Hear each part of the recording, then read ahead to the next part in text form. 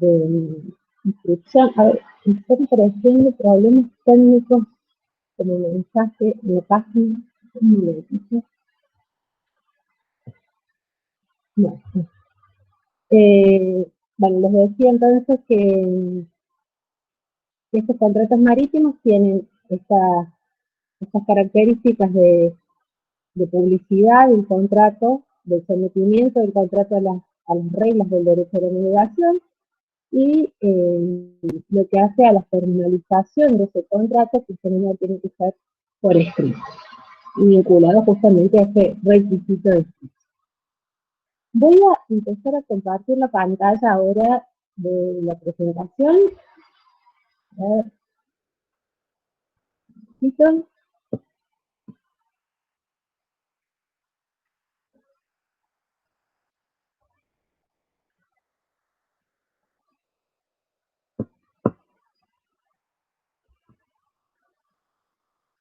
¿No se ve?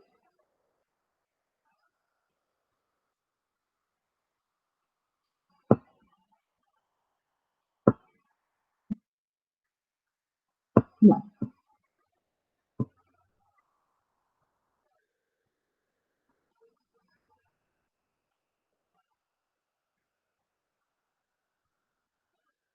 ¿Se está viendo en la pantalla? ¿Alguien me puede confirmar? Sí, profe, se ve perfecto. ¿Sí? Bueno, genial, muchas gracias. Entonces, estos contratos marítimos que vamos a ver ahora en esta unidad 6 y en la próxima, en la unidad 7, básicamente están sistematizados, organizados en tres grandes categorías, tres grupos. Por un lado tenemos los contratos de utilización, en segundo lugar los contratos de transporte, y en tercer lugar los llamados contratos de remolque. Básicamente estos tres grupos son los que integran las distintas categorías de los contratos marítimos. Los contratos de utilización, en primer lugar, son aquellos que se refieren al aprovechamiento del buque en su función navegatoria. Y dentro de este grupo tenemos los contratos de locación y los contratos de fletamiento. A su vez, los contratos de locación, que están regulados en los artículos 219 a 226 de la Ley de Navegación, puede tener dos modalidades, que son atasco desnudo, que significa que el buque es entregado en locación sin el equipamiento necesario adentro, sin tripulación, simplemente el casco del buque. Mientras que la locación armada y tripulada implica que el buque se entrega con todo el equipamiento necesario para cumplir las funciones que sea la requerida, digamos, por el locatario, y además con tripulación. Entonces, quien se ocupa de contratar capitán y todos los miembros de la tripulación es el locador del buque. Estas son las dos modalidades. Y luego tenemos los contratos de fletamiento, que a su vez también se distinguen en dos formas, dos modalidades distintas, que son el fletamiento a tiempo y el fletamiento total o parcial. Y ahí tienen en pantalla la indicación de los distintos artículos que hacen referencia a estos contratos en la Ley de Navegación. Vamos a desarrollar fundamentalmente en esta unidad estos contratos que están ahora viendo en pantalla. Es decir, vamos a hablar sobre la locación, sobre el fletamiento a tiempo y sobre el fletamiento total o parcial. Luego la otra categoría que se les mencionaba dentro de los contratos marítimos es la de los contratos de transporte, que esto los vamos a ver en la próxima unidad, en la unidad 7. Y allí el objeto del contrato es distinto, ya no es el aprovechamiento del buque en la función navegatoria, como decíamos recién, sino que el objeto del contrato es el traslado. Es el traslado de personas o cosas. Por eso tenemos distintos tipos de contrato de transporte, sea de cosas o de personas, y así tenemos eh, la indicación de las normas de la denegación que se refieren al transporte de mercancías, ya sea hay distintas modalidades, ¿no? Pero en general, transporte de mercancías, carga general, las definiciones, ámbito de aplicación, todo lo que es el sistema de responsabilidad, lo que es la cuestión de los documentos, la documentación, fundamentalmente en el contrato de transporte nos va a interesar analizar lo que son los conocimientos de embarque. Todo esto lo vamos a ver en la unidad número 7. Luego tenemos el transporte de personas, que sería el contrato de pasaje, y por último, el contrato de transporte de equipaje, que viene a ser un contrato accesorio al contrato de transporte de personas, es decir, el de equipaje es accesorio al contrato de pasaje. Y por último tenemos los contratos de remolque, en donde allí el objeto del contrato es la prestación de la fuerza motriz, o la tracción que le da un buque a otro para hacerlo navegar. Esto tiene también dos modalidades distintas, que pueden ser el remolque maniobra, que es para facilitar la operación de un buque, para hacer movimientos de atraque o de desatraque en un muelle, y en cambio el remolque transporte implica traslado, implica transporte justamente. Esto también lo vamos a ver en la proximidad, pero lo que me interesa hacer es que ya mentalmente y gráficamente vayan representando un esquema en donde puedan identificar rápidamente las distintas categorías, como decimos recién, utilización, transporte, remolque, los distintos contratos que integran esas categorías y a su vez las modalidades que pueden tener cada uno de los contratos. En el caso de la locación, acá es desnudo o armado y tripulado. ¿Bien? ¿Hasta acá? Sí, profe. Vale.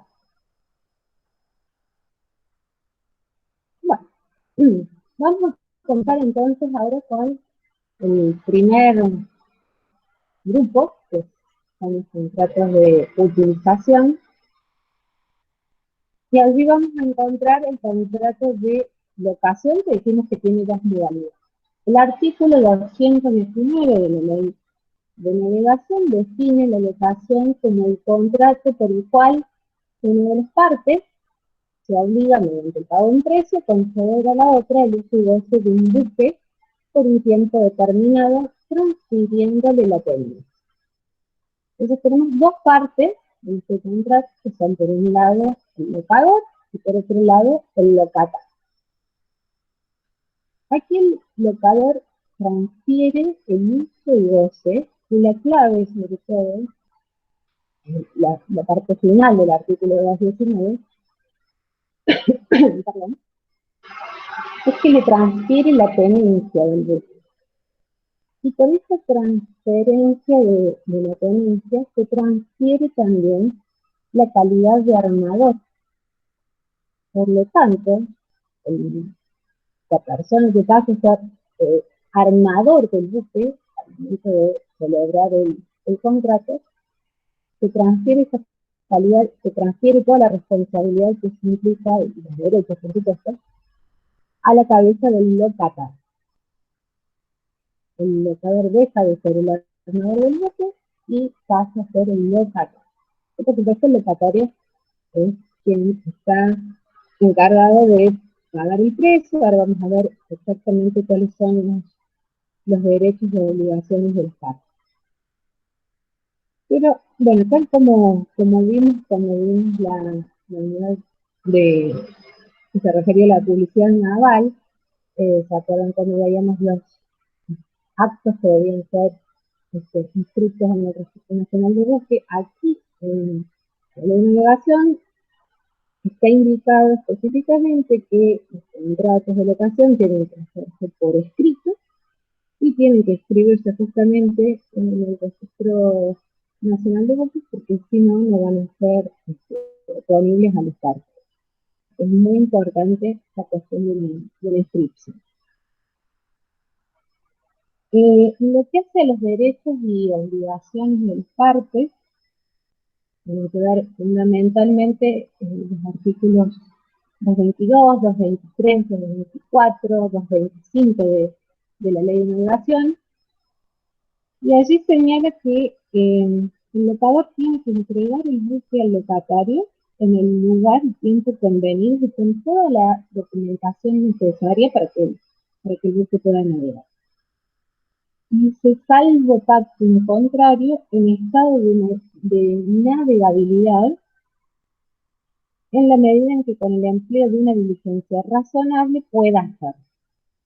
Esta cuestión del estado de navegabilidad al inicio del contrato implica justamente esto, que el buque sea apto para navegar, porque si no el locatario no le interesa, sea apto para navegar y que tenga toda la documentación necesaria. Y ese estado de navegabilidad después debe mantenerse, o sea, haciendo siempre la diligencia razonable durante todo el caso. En el lado del locatario, bueno, va a tener que, por supuesto, pagar el precio, va a tener que utilizar el buque también de acuerdo a sus características técnicas y las modalidades que hayan sido convenidas en el contrato, y restituirlo, devolverlo a la expiración, a la finalización del término del contrato. Básicamente, estas son las cuestiones esenciales. En relación a la sublocación, el artículo 221 de la ley nos dice que no se puede, salvo que lo autorice expresamente el locador. El locatario, dice el artículo 221, no puede sublocar el buque ni ceder el contrato sin la autorización escrita del locador. Así que, en principio, no se puede, como digo, salvo que sea autorizado específicamente. Y en lo que hace al término de prescripción, las acciones que derivan del contrato de locación prescriben por el transcurso de un año. Siempre contado desde la fecha del vencimiento, digamos, del contrato, o de la rescisión del contrato, o de la resolución del contrato. Esto es básicamente de lo que se trata el contrato de locación de buques. En fondo, como ustedes ven, no deja de ser una locación de cosas, como hemos visto en el derecho común. Lo que sucede aquí es que justamente tiene esta característica distintiva en donde se emplea un buque en la navegación, está sometido a las leyes de la navegación y tiene estas cuestiones relativas a lo que es la formalización por escrito y la publicidad a la cual hacemos referencia cuando hablamos de los contratos marítimos en general, y por eso es tan particular la locación de buques. Luego tenemos otro tipo de contratos, que son los contratos de fletamiento, y allí nosotros distinguimos que había dos posibilidades: el fletamiento a tiempo o el fletamiento total o parcial. En el caso del fletamiento a tiempo, la ley dice que hay fletamiento a tiempo cuando el arrendador de un buque determinado lo que dice conservando su tenencia, del pago en flete, se compromete a ponerlo a disposición de otra persona para realizar los viajes que ésta disponga dentro del término y las condiciones del contrato. Aquí tenemos entonces dos partes, que son el fletante y el fletador. Y la última parte del artículo 227 señala justamente que en este contrato el armador se denomina fletante y la otra parte fletador. Es decir que siempre el fletante es el armador. Cuidado por ahí, a veces inclusive por una cuestión simplemente de lenguaje, uno se confunde fletador, armador, terminan más o menos de la misma manera las palabras, pero aquí el armador es el fletante, porque no se transfiere la tenencia, por lo tanto, no se transfiere la calidad de armador, que es una de las características fundamentales que diferencia el fletamento del contrato de locación que acabamos de ver recién. Entonces allí se pone a disposición el buque, se lo hace navegar, pero quien retiene la conducción técnica, la gestión náutica del buque, es el fletante. Y el fletador se ocupará de lo que es la gestión comercial. Acá, en este tipo de contratos, si por ejemplo el buque fletado se emplea para transporte, el fletante no toma a su cargo todo lo que es la custodia de la carga, sino solamente la navegación del buque y la aptitud del buque para realizar la navegación, o para recibir la carga, para conservarla. Pero quien toma las decisiones en relación a la cuestión comercial, el fletador, y el fletante va a decidir todo lo que tiene que ver con la gestión náutica. Entonces, si nosotros pondríamos en la unidad anterior, vale, sí, la unidad de personal, la unidad 5, que el capitán es el representante legal del armador, responde al armador. Aquí, ¿a quién va a responder? ¿Al fletante o al fletador? Entonces, a ver, les estoy preguntando a ustedes, a ver si alguien me responde. No es una pregunta retórica. ¿A quién deberá responder el capitán? ¿El fletante o el fletador?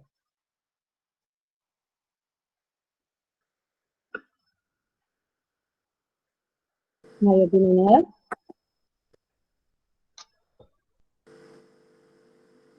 ¿Al fletador, profe?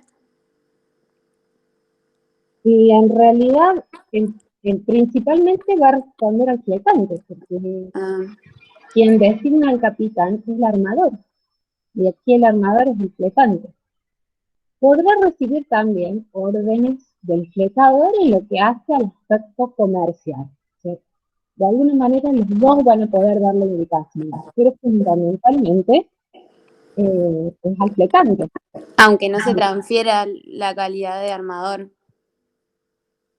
Y por eso mismo, porque el fletante es el armador. Bien. A ver, ¿quién es la empresa que hace navegar el buque? ¿Quién pone el conductor y quién lo hace navegar?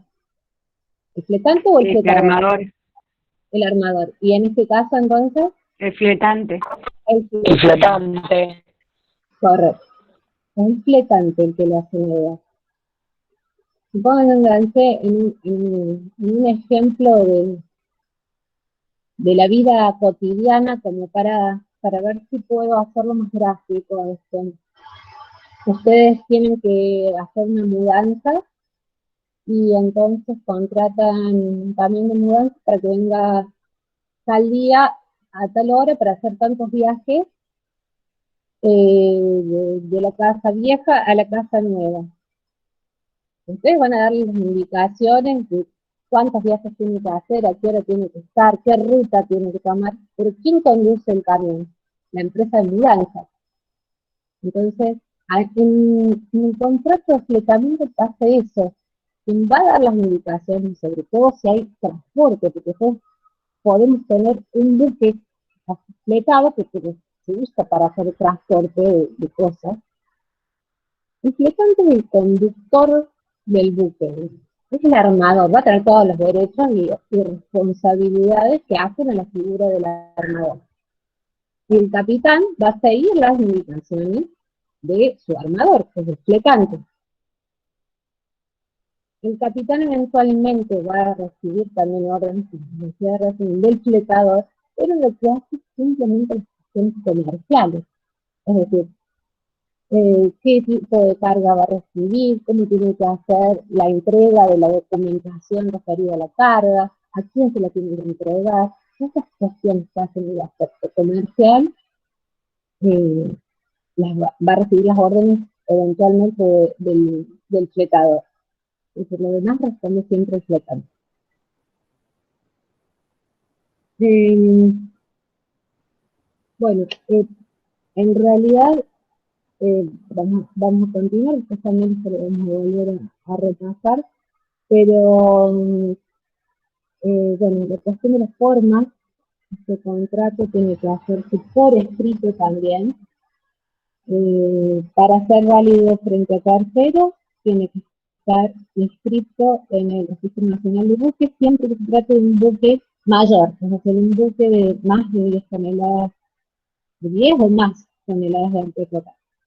Esto está indicado en el artículo 228 de la ley, y además esta inscripción, que se hace en el Registro Nacional de Buques, luego tiene como acceso, digamos, que también es registrado en el certificado de matrícula del buque. Esta exigencia se plantea solo en relación a los buques mayores. Y en el artículo 240 nos indica que en clase de prescripción, todas las acciones derivadas del contrato de fletamento también prescriben por el transcurso de un año. Lo que vamos a ver ahora a continuación son los derechos y obligaciones de las partes. Por un lado, vamos a comenzar con los derechos y obligaciones del fletante. El fletante debe poner el buque a disposición del fletador, tener que indicarle cuando se encuentra el buque ya disponible para la carga, tiene que estar armado y tripulado conforme, ya que va a ser, la tiene la tenencia, la calidad de armador, es su responsabilidad, por supuesto, designar la tripulación para que el buque pueda navegar y que tenga la actitud necesaria para tiene que estar en estado de navegabilidad, también utilizando la debida diligencia.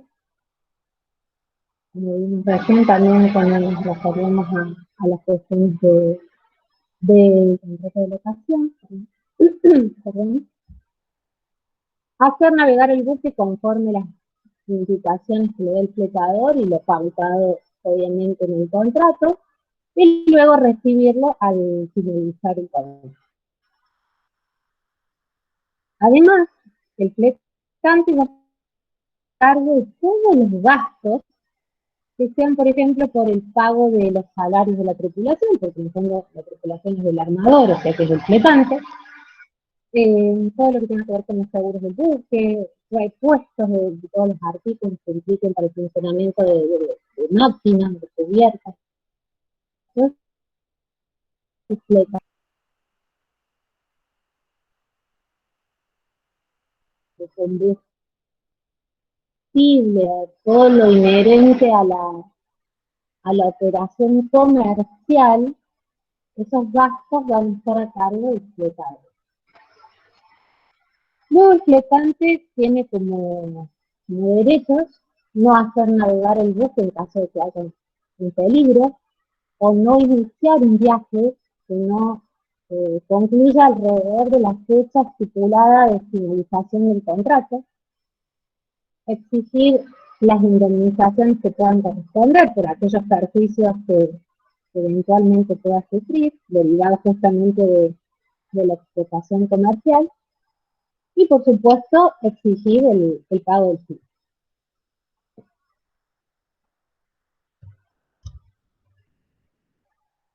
Y en relación al fletador, recibir el buque, gastos, como les decía recién, inherentes a la utilización comercial, como puede ser, como decía recién, el combustible o otros gastos inherentes justamente en esta cuestión. Utilizarlo de manera conveniente, es decir, respetando todas las limitaciones que le pueda imponer eventualmente el espectador.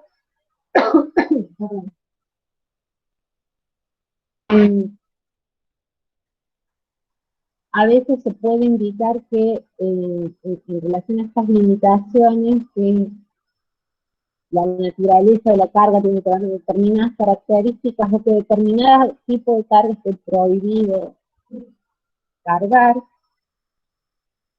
o que deba respetar digamos, ciertas zonas de circulación, el buque no puede pasar por determinados lugares.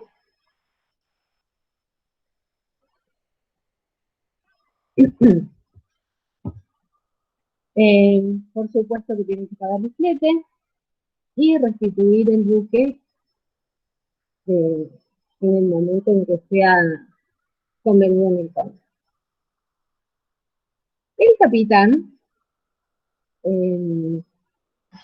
nosotros recién hablamos de que el representante del fletante, el armador, perdón, pero también puede y debe recibir órdenes de parte del fletador por todo lo que hace justamente hasta esta cuestión comercial. Entonces, a veces también puede embarcar un sobrecargo, que el sobrecargo es un miembro, digamos, de la tripulación que va a cuidar los intereses del flotador, que le va a dar instrucciones al capitán con respecto a esa cosa. Estoy pensando, recién no me salían las palabras, pero cuando hablamos de los gastos inherentes a la utilización comercial, también tenemos, por ejemplo, todo lo que son los gastos de tasas de puertos, de derechos que a veces se cobran por la circulación en los puertos, en los canales de navegación. Bueno, todo eso va a ser a cargo del FECAR.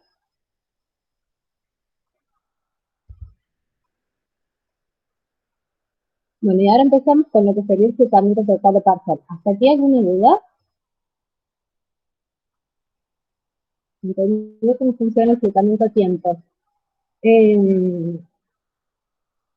Acá, ahora que empezamos a ver la cuestión del fletamiento total o parcial, tienen que prestar atención en el sentido de que si bien es un contrato de fletamiento es muy distinto al fletamiento a tiempo. Son contratos totalmente diferentes. El fletamiento total o parcial de un buque también implica la puesta a disposición del buque, del fletante al fletador, pero conlleva una ejecución de transporte, ¿okay? A fin de, para transportar personas o cosas. Y lo que se pone a disposición son los espacios útiles para carga. Es decir, no es el buque en sí, sino esos espacios útiles de carga.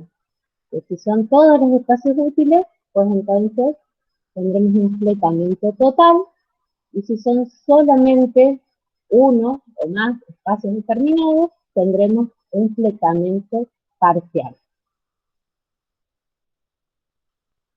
Al igual que en el contrato de fletamiento a tiempo, la característica común que tienen, obviamente, es que no se transfiere la tenencia, por lo tanto, quien retiene la calidad de armador del buque es el flotante.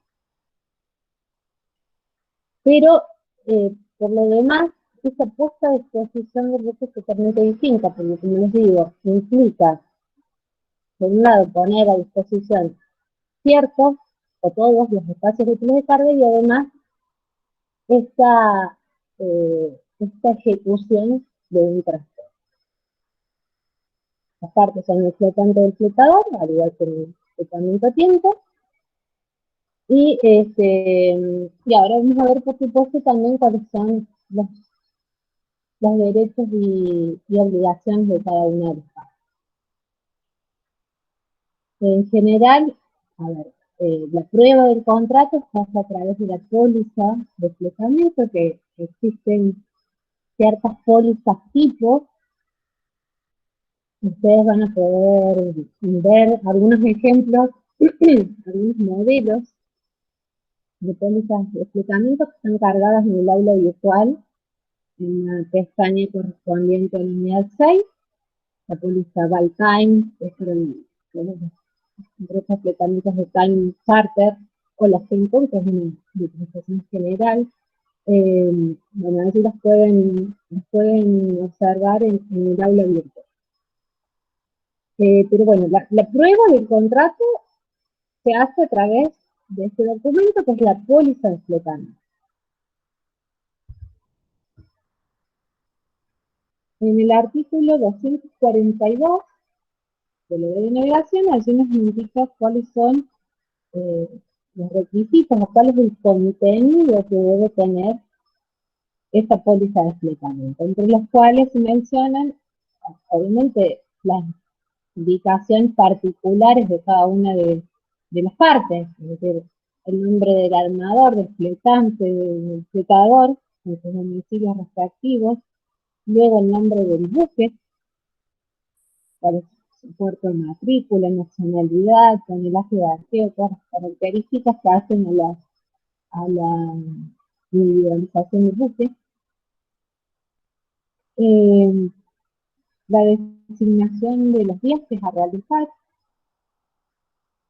si el flotamiento es total o es parcial, también se tiene que estar indicado, y si es parcial, bien identificados cuáles son los espacios que van a estar a disposición del flotador.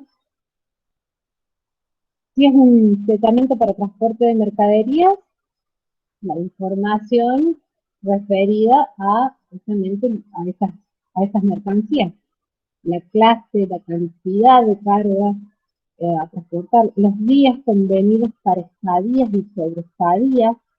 Aquí vamos a ver que hay ciertos plazos. Esto de las estadías y sobreestadías se refiere a los plazos que dispone el cargador para proceder a realizar la carga y descarga de la mercancía a bordo del buque. Bueno, si es un flotamiento con fines específicos o para transporte de personas, también van a tener que estar indicadas las modalidades, y todo lo que tiene que ver con el pago, es decir, el monto, la forma, tiempo, lugar de pago, todo eso tiene que estar señalado en el documento este, que es la póliza de flotamiento. ¿Hasta aquí vamos bien? Sí, profe. Sí, profe. ¿Bien claro todo? A ver, antes de seguir avanzando con los derechos y obligaciones de las partes, ¿quién puede indicarme, así, en general, y lo que hace lo principal de este tema? ¿Cuál es la diferencia entre un fletamento total o parcial y un fletamento a tiempo?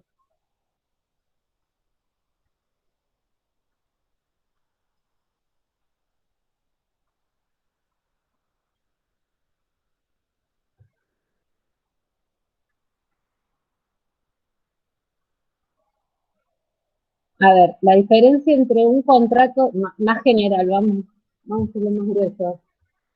La diferencia entre un contrato de locación y un contrato de fletamento. ¿Cuál es?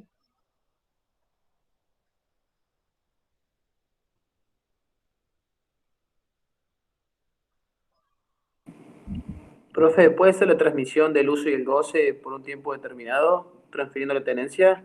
En uno transfiere la tenencia y en el otro no. En el caso exactamente, lo más importante es que en el caso del contrato de locación se transfiere la tenencia, por lo tanto, se transfiere la calidad de La armador. calidad del armador, sí. Entonces, ¿quién es el armador en el contrato de locación? El fletante.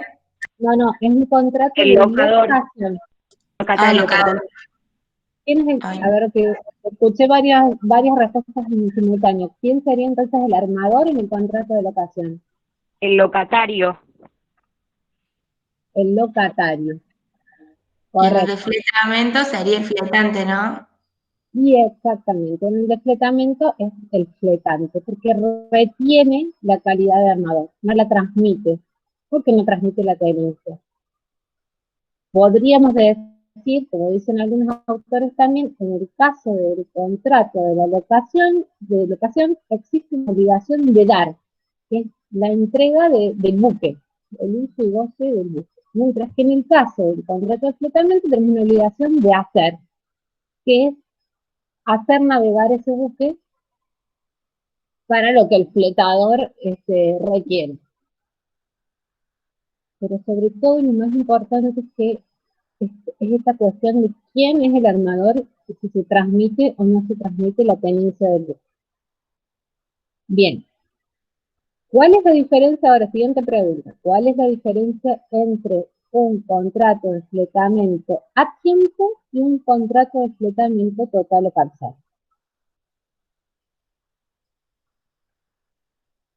Profe, ¿puede ser el factor tiempo o no?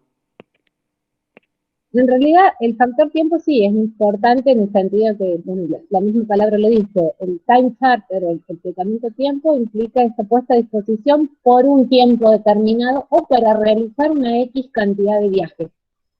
Normalmente en la bibliografía se identifica al fletamento tiempo justamente por un tiempo determinado, el fletamento total parcial por viajes, pero lo más importante no es eso. No es la cuestión de la duración o del tiempo que implica el contrato. Profe, ¿tiene que ver con la disposición de los espacios útiles de carga? A ver, ¿en cuál hay esta cosa de disposición de espacios útiles? En el fletamento total o parcial. Bien. Sobre todo, ¿saben cuál es? La principal, quizás, es la cuestión de la ejecución del transporte. Yo en un fletamento de tiempo tengo las obligaciones inherentes al fletamento simplemente, es decir, poner a disposición de la otra parte el buque y hacerlo navegar conforme las indicaciones del contrato.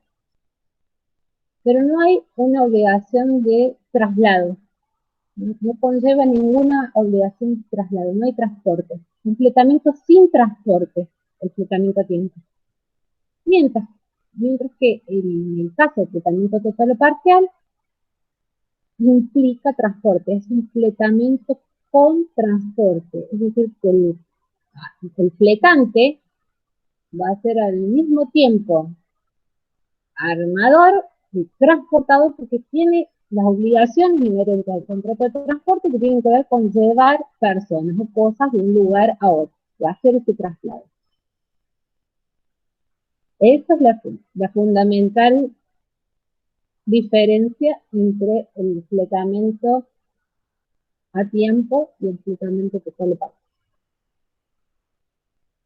Y bueno, la diferencia entre fletamento total y fletamento parcial está fácil, digamos. Fletamento total, a ver, ¿en qué caso?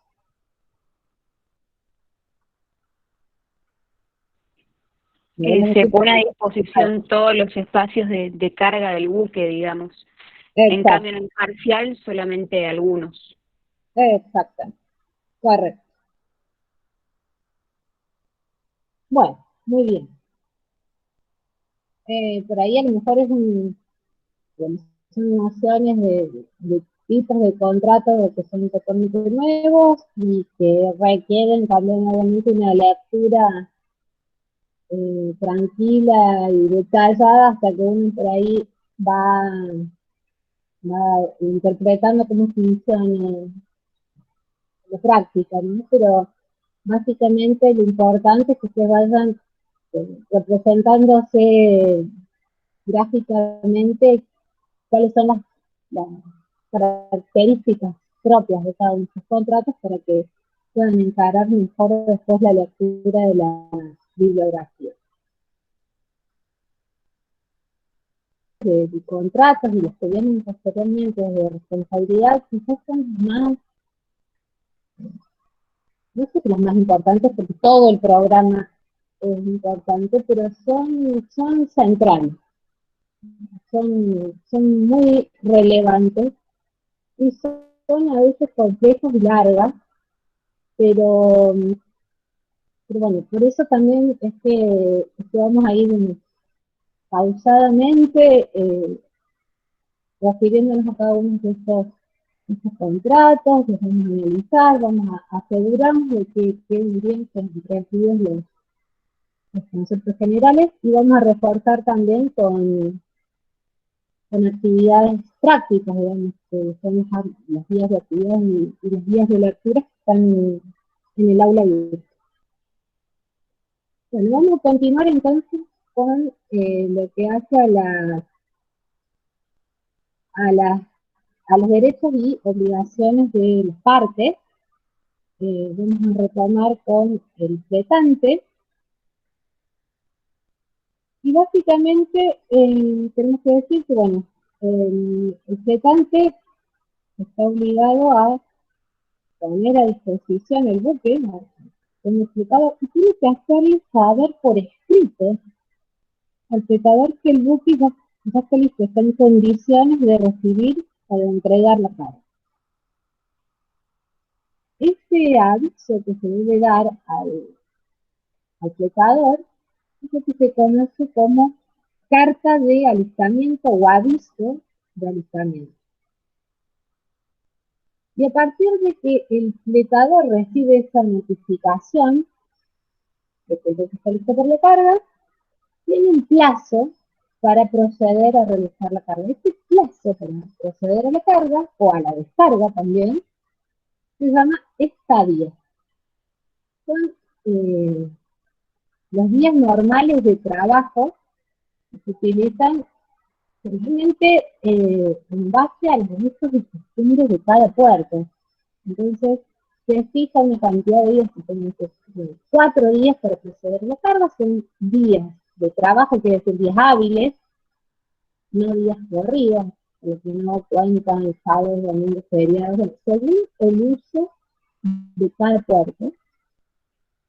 Y en esos días, el cargador tiene que completar la carga. Esos días, ese plazo, que se llama estadía, tiene un plazo adicional, que son las, se llaman sobreestadías,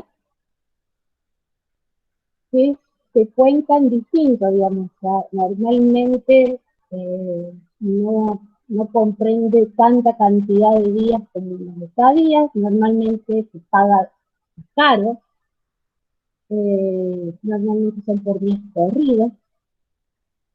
Y luego también viene otro plazo posterior que se llama contraestadías. Van a ver que aquí, como es una obligación del fletante poner el buque a disposición para que proceda a la carga del fletador, cuando vemos los derechos y obligaciones de las partes, y esto en todos los casos, es un espejo, ¿no? Las obligaciones del fletante tienen que ver con los derechos del fletador y viceversa. Entonces, bueno, como les decía recién, es importante cumplir con esos plazos de carga y descarga. El artículo 248 justamente indica que si no se estipula de manera expresa en la póliza de fletamiento, las estadías comprenden solamente los días de trabajo y los usos del puerto determinan su duración y todo lo que tiene que ver también con las sobreestadías. Cuánto duran, si se cuentan por días corridos o no, cuánto se pagan el doble o qué porcentaje en relación a lo que se pagan en las estadías. La ley dice que si no existen usos del puerto se fijarán judicialmente y la duración de la sobreestadía será la mitad de los días de trabajo correspondientes a la estadía y se computan justamente por días hábiles. Esto es lo que establece el artículo 248 de la ley de ingresos. Luego tenemos una situación que es qué pasa si el cargador no carga, el artículo 249, si no procede a la carga una vez que se venció el plazo de las estadías.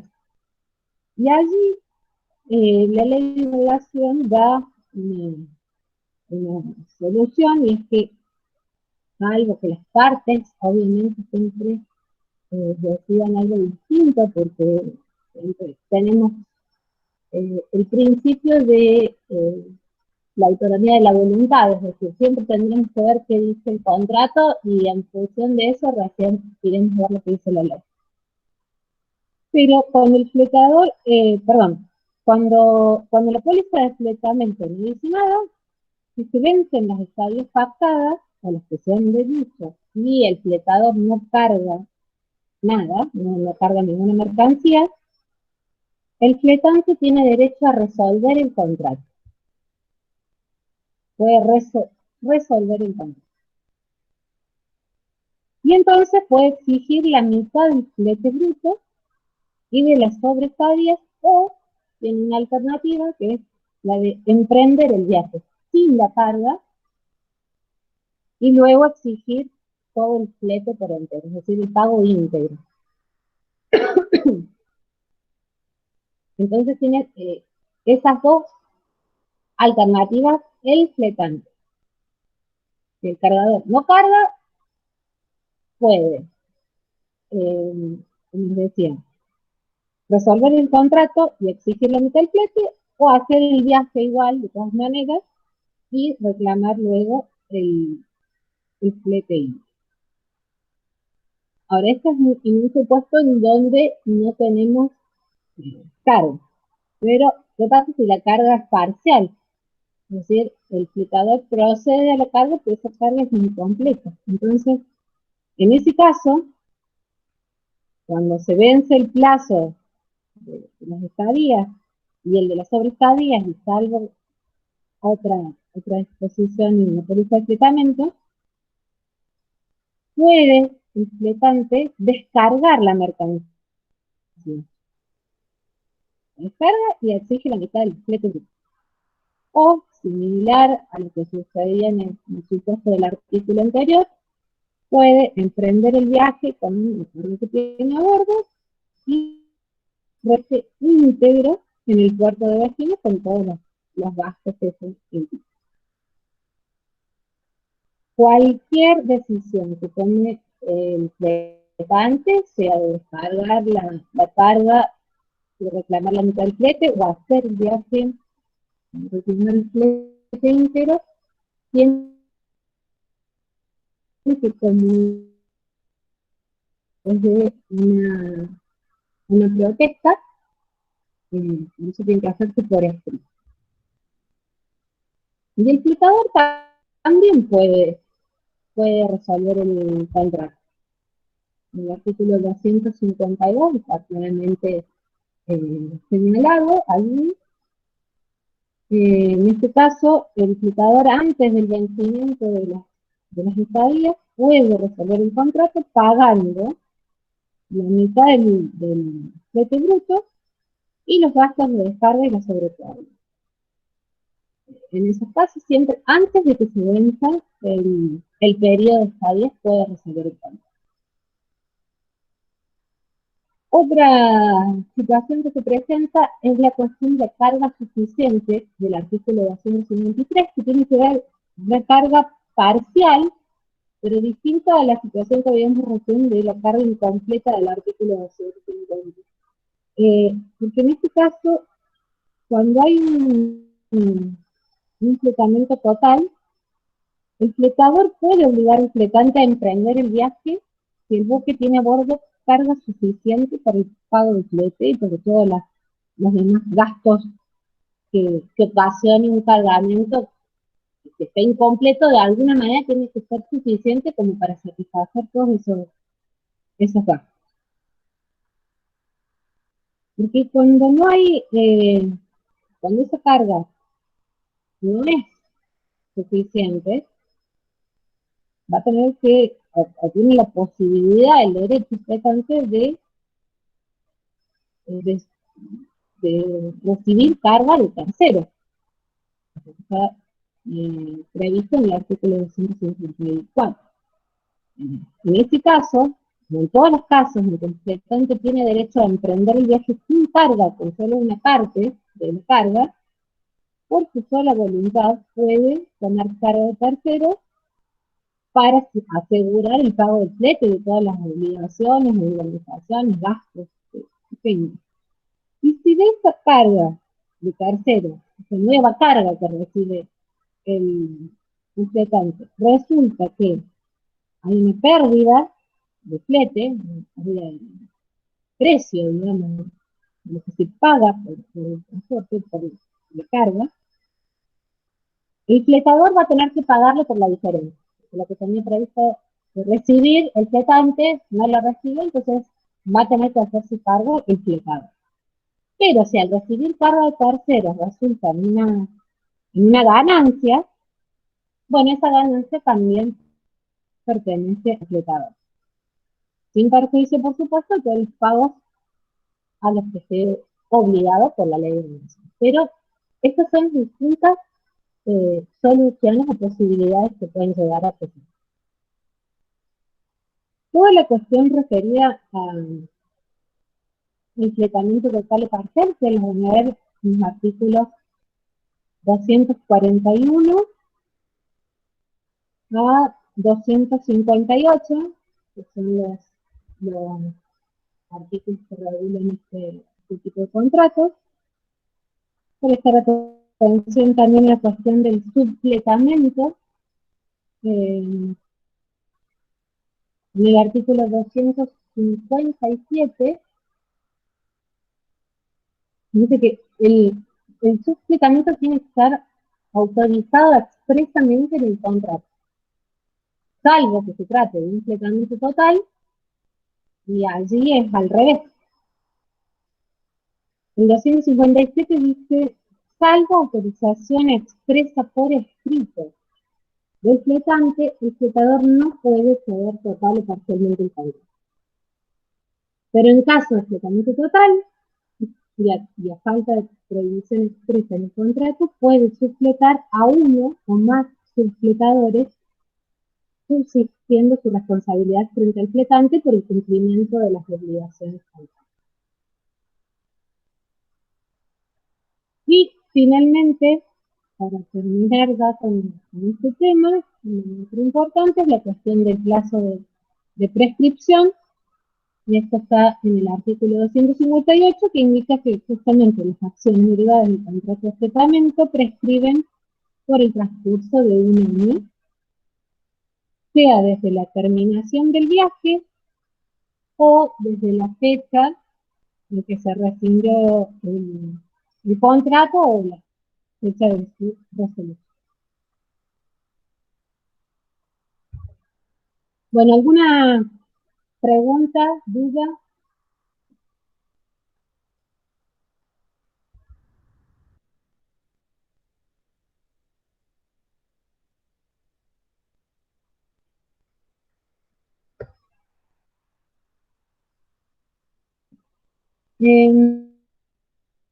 Bueno, entiendo que no preguntan nada porque puede ser que sea todo muy, muy nuevo y están viendo todavía la información que les acabo de dar. Vuelvo a esta Firmina, que es la referida a la cuestión de la póliza de tratamiento. Me parece que no les indiqué el 5, y me puede poner si lo expliqué o no.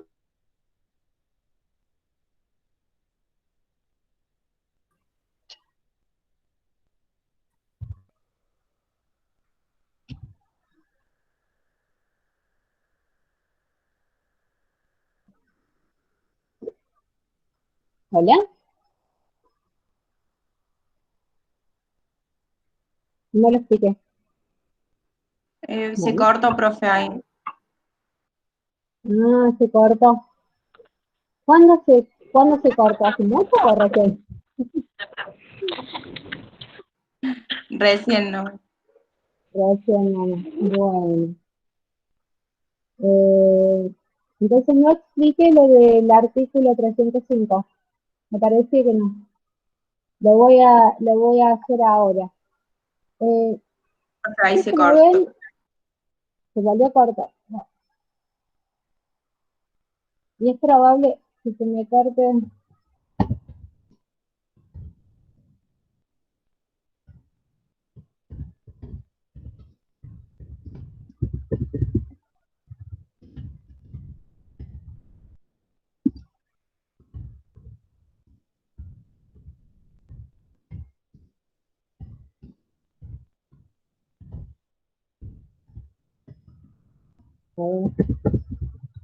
Ahí estoy poniendo un mensajito en mi chat por las dudas que no me oigan.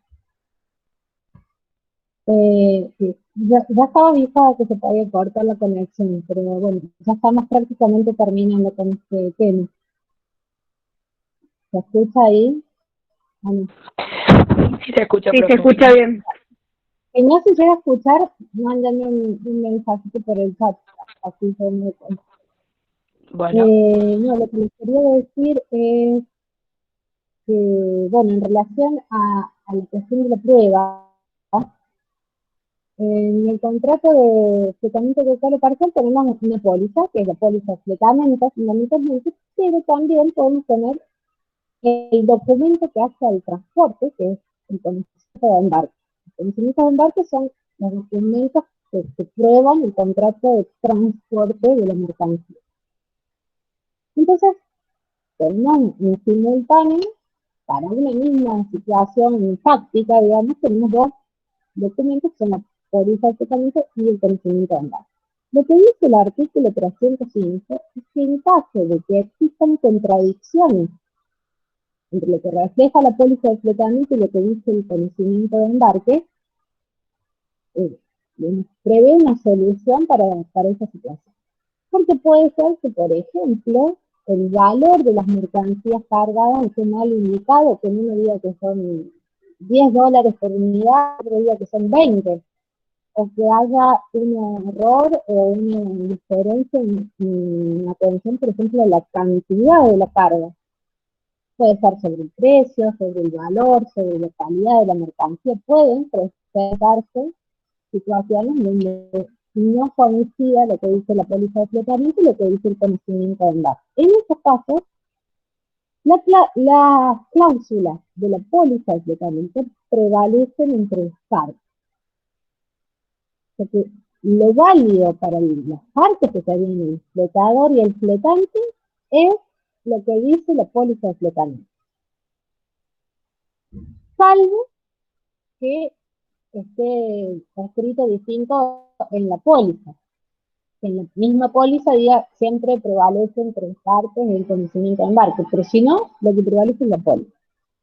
En cambio, en relación a los terceros, siempre prevalece el conocimiento de embarque. Porque el conocimiento de embarque, además, ya lo vamos a ver cuando veamos el miércoles, en la próxima clase, el 7, conocimiento de embarque es un título de crédito, es un título que puede circular y que los terceros, de alguna fe, no tienen por qué enterarse ni siquiera de que existían una póliza de tratamiento y cuáles eran las condiciones que se fijaban en esa póliza. Entonces, siempre, para los terceros, prevalece el conocimiento de embarque. Salvo que en el conocimiento se inserte una cláusula, una mención que diga según póliza de fletamento. Entonces, en este caso, habrá que ir a ver lo que dice la póliza. Vemos que el principio es diferente. Para los partes prevalece la póliza de fletamento y para los terceros prevalece el conocimiento de embarque, salvo que se determine lo contrario, sea en la póliza o sea, el conocimiento del mar. ¿Está claro? Sí, profe. ¿Sí? Sí, profe. Bueno, genial. Ve que por ahora están muy callados, así que no sé si es una cuestión de cúmulo de información o de que definitivamente están dormidos, pero bueno, vamos a darles tiempo. Yo con esto voy a cerrar la clase de hoy, que es la parte teórica, les voy a dar para que vayan a ver las guías que están en el aula virtual. Vamos a dejar de compartir esto. Pero la verdad que es una unidad bastante larga, es compleja. Ustedes van a ver en el aula virtual, como les decía recién al principio de la clase, ya está cargado en el box del profesor lo que es el contenido de las presentaciones de la clase de hoy, para que lo vean tranquilos, para que vayan ampliando y armando sus propios apuntes con la bibliografía hasta la unidad 6 y los 7, que es lo que vamos a ver el miércoles. Después, en la parte de la unidad 6, en la pestaña que corresponde a la unidad 6, allí van a encontrar también una actividad que les va a ayudar también a ver la cuestión de la bibliografía y a ordenar el estudio. A ver si lo puedo... ¿Hola? Sí, profe, se escucha. Sí, profe, se escucha. Perdón. Bueno, acá estamos en la unidad 6. Allí tienen las pólizas que yo les mencionaba, las pólizas tipo, las de Alcan, las Fencon, y acá está el archivo de Word para resolver las actividades de esta unidad. Y también tenemos para la próxima, quien puedan hacerlo, en la unidad de transporte, también hay una actividad prevista, no está en principio indicada, digamos, por una cuestión de que realmente por ahí no pueden hacer 2 días de actividades en una sola semana, pero que si después al momento de repasar la unidad o si el parcial pueden hacerlo, realmente eh, es recomendable, digamos, que este archivo de acá que se refiere a la unidad. Como ven, tienen también una lista de material que se refiere a los documentos necesarios por el transporte y bueno, material adicional que es complementario, ¿sí? Lo obligatorio siempre es el de testimonio, bueno, el manual que se pueden llegar a conseguir, y estos son materiales de soporte. Bueno, ¿alguna otra comentario, chicos, preguntas sobre el aula virtual, sobre la clase de hoy, sobre algún otro tema?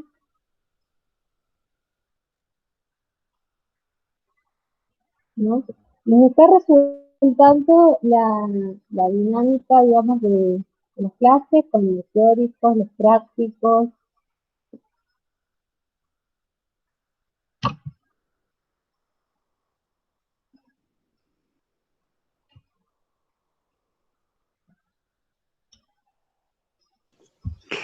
Profe, a lo mejor ya lo dijo, pero para el primer parcial, usualmente, ¿cuántas unidades entran?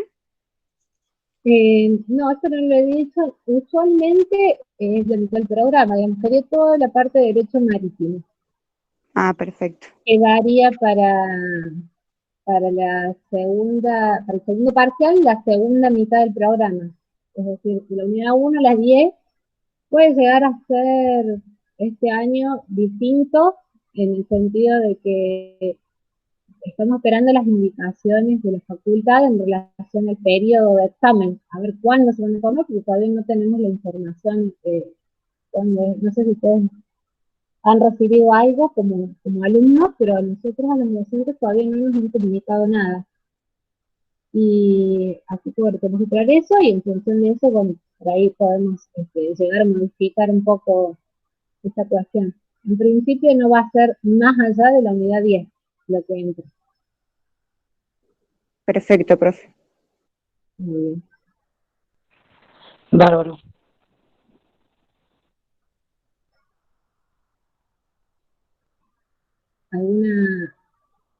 ¿Alguna otra pregunta?